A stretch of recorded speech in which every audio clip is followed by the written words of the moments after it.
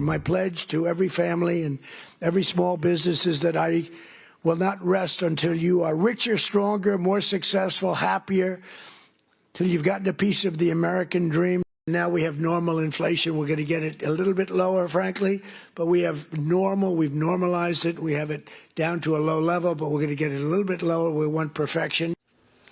President Trump continuing to pitch the golden age of affordability at the Golden Arches. Welcome to the Big Money Show. I'm Taylor Riggs, along with my co-host, Dagan McDowell, Brian Brenberg, Jackie DeAngelis. And with us for the entire hour, Fox Business contributor, we call him Jonathan Don't Panic Honig. That's your fighting name. Especially on a day like today. Don't panic. Great to be with you. Thank you, Taylor. Great. Let's get on with it. The president speaking to franchise owners and suppliers about bringing down costs. His message, Joe Biden created the affordability crisis. Trump is going to end it. The president zeroing in on the cost of living and taking the fight directly to small business owners. McDonald's serving as a barometer of how families are fretting about high prices. The company earlier this month adding more items to its extra value menu, all to pull in more customers. All right, Jonathan, Don't Panic Honig, talk to us about this. This is an affordability issue, right? And the playbook had been, Trump really talked about it in 2024. That was the big election. The Democrats seem to start to use that word in the elections the last couple weeks. Now Trump's really trying to reclaim that. What do you think and of it's it? not so difficult to understand how to get more affordability for everyday Americans. Cut government, size of government, government spending, government regulation, and that includes, it might not be so popular with the president, but that includes the tariffs. You know, it's estimated it's something on the order of $1,800 per family in terms of the extra tariff expense. So it's not a big mystery as to how to create wealth. You have to cut the size of government, and that includes all the taxes across the board, including the tariffs. I know that we're going to talk about tariffs causing inflation, if not that's true, at a later hour. Just simply raising costs. You know, for a lot of Americans, an extra $1,800 is a hell of a lot of money. You know, Jackie, what else he mentioned is cutting government. But that's easier said than done. I think we joke on this program a lot that the most permanent program is like a temporary government one, because it just goes and goes and goes. It's really hard to scale back once you've dished out all the goodies. Is that possible? Absolutely. People are used to it. We experienced DOGE cuts. Nobody liked that. So that was about the size of government over the spending that we're doing as a nation. Once you put it out there, Taylor, you are 100% correct. Then taking it back from people is really difficult. But what's really striking to me about the president and his message is he understands that they've taken his message and now are using it against him. And he also understands, and this has been a long-time problem of the Republicans, that they're not great at messaging. They're dry. If you look at the other side, you've got people like AOC and Jasmine Crockett and Zohran Mamdani, and I can go on and on, that really find a way to connect to the youth and to get themselves out there in a big, splashy way, regardless of or not whether their message is actually accurate. They don't really care about that. They just spew what they want people to believe, and people buy it. The Republicans are more dry. You got Mike Johnson gets up to the podium. He's talking about illegals on the healthcare roll and the expansion of ACA subsidies. And people, I think, to an extent understand it, but sometimes their eyes start to glaze over a little bit.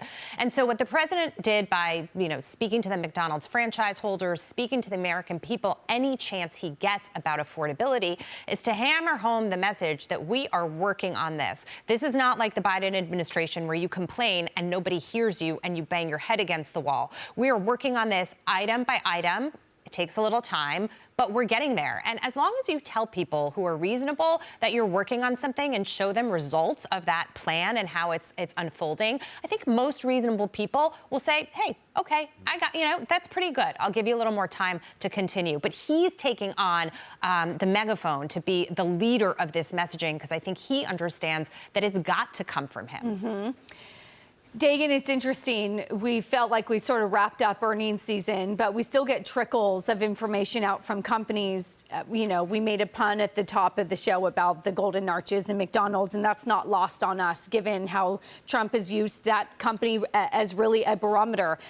McDonald's has said that low-income customers, that foot traffic has fallen, right? And so when we talk about that K-shaped recovery, that's sort of what McDonald's is alluding to. What else have you been looking at?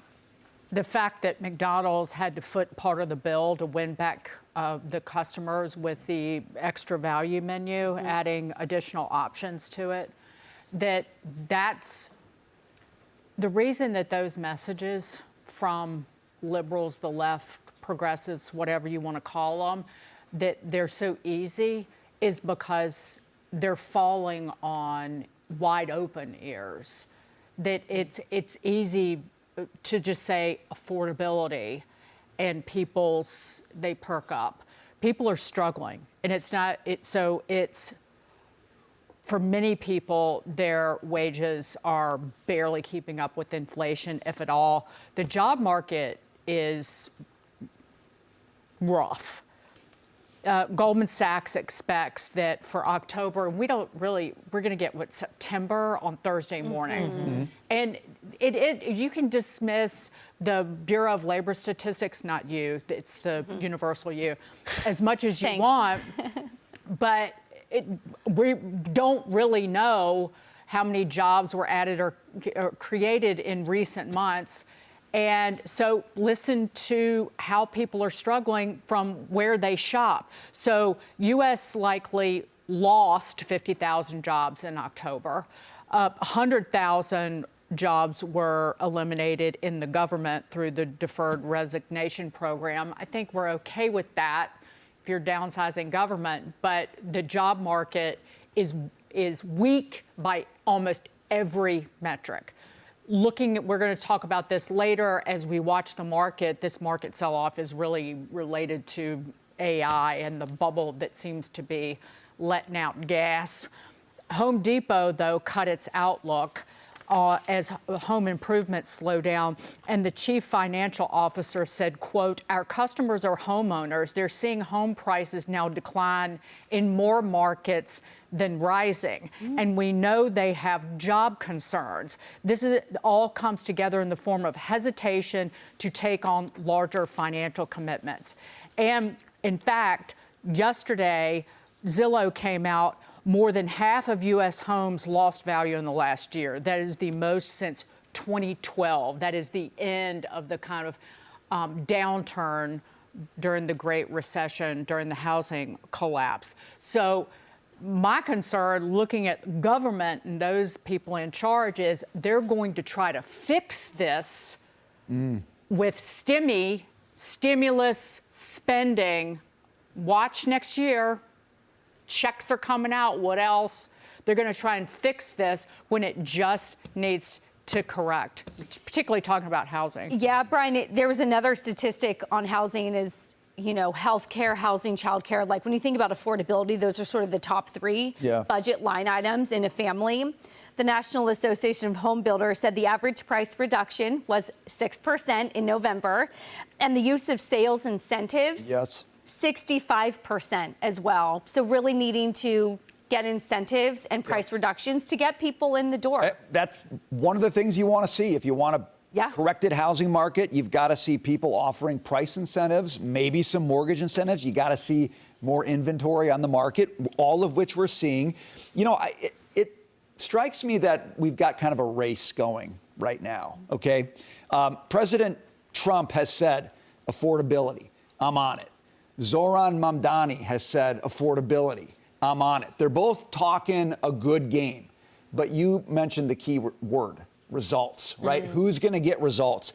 I think 2026 is going to be a big race on affordability. Mamdani's maybe got an easier job. He's got a smaller thing to work with than the president, but I think the president's got a better plan. So I'm very curious to see who's going to deliver more results faster in 2026. One thing I like about President Trump's chances here, he said a word when he was talking to the McDonald's folks there that his predecessor used a lot, but always in a negative way. President Trump said, "I will not rest until you are richer." Joe Biden never said that. I would love for somebody to go back and look at the tape on Joe Biden and ever see if he said, "I won't rest until you're richer." He said rich all the time. Always in a negative context. Yeah. The rich, attacking them. right? So if you're trying to make America better, I'm going with the guy who uses rich in the positive sense and talks about it for everybody, and not the guy who uses it in the negative sense. To get that, though, Jonathan, we need real wage growth, and we've started to see it. Huge declines in real wages under Biden. But if it is a race, we have less than a year. Is that real wage growth going to be high enough for particularly the lower income consumer and the propensity to spend for that to filter into them? Sure, you want wealth creation, and that does not come from Washington, D.C. That comes from private companies competing, innovating. I mean, that's really what fuels the economy forward. So I'm a little concerned to Dagan's point that, government's effort to stimulate the market or stimulate the economy. I mean, I always joke that my worst nightmare is that the president announces a sovereign wealth fund where he wants to try to prop up stock prices. That would be terrible for the economy, terrible for the market. So what we need is, as I said, lower government spending, lower government regulation of the economy, and you will see, just as you did in the late 1970s, entire new industries spring up. Federal Express, for example, these companies that could not exist but if not had been for government deregulation. We could say the same thing now, but we just need government to get out of the way. The affordability problem in housing will only be fixed through discomfort and pain for some, particularly who stretched to buy houses most recently and took on too much house, because homes are not and should never be a get rich and get really rich quickly. Well, not even quickly, but it should not be a get rich and get very rich endeavor. And so only with home prices falling, as they have started to do, will they become affordable for many more people, and particularly the young. But will Washington stay out of it? Ooh, that is the question. Talk about things that are falling. Did this for you, Dagan. Rising. Bitcoin. So today, of course, we're looking at a total risk-off trade. This isn't bad. Earlier this morning, it had dipped below 90,000. Maybe that's what Mike Murphy in the previous hour was saying, right? Is that sort of the buyers that come in? 93.5, not so bad. But look, below 90 was the first time it had done that since April. You're still down about 30% from the most recent high in October. So you're further in this bear market. There's always somebody on the other side of that trade, right? It's a zero-sum game. And I just think about all the other people. If you think that this thing's going back to the moon and Pluto and wherever, there's always somebody on the other, taking the other side of that trade. And I could talk about micro strategy, because it is a lot more micro than it is strategy from the high in July.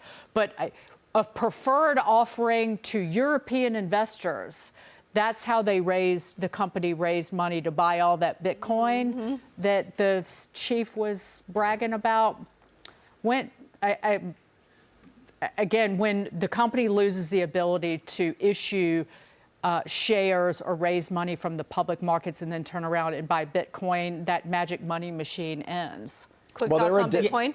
Yeah, I mean, Sorry, Brian. Sure, I mean, this has been the place to be, and now it is ice cold. As you said, a legitimate bear market. And look, I'm not a hater, but trends tend to persist, so I'd want to see some evidence there was a capitulative low in Bitcoin before putting new money to work. At this point, it's just simply in a bear market.